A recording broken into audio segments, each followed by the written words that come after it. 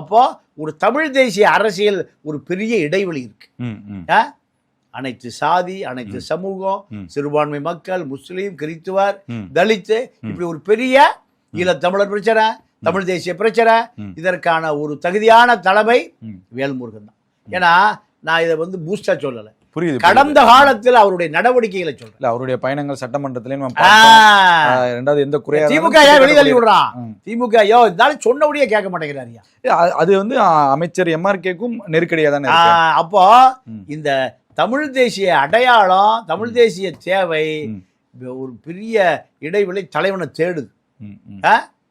தமிழனுக்கு தலைமை தாங்குவதற்கு அனைத்து சமூகத்துக்கும், அனைத்து சாதி, மதம், இனம், மொழி, கலை எல்லாத்துக்குமான ஒரு ஆள் எங்க இருப்பாரான்னு தமிழ் தேசியம் தேடுது.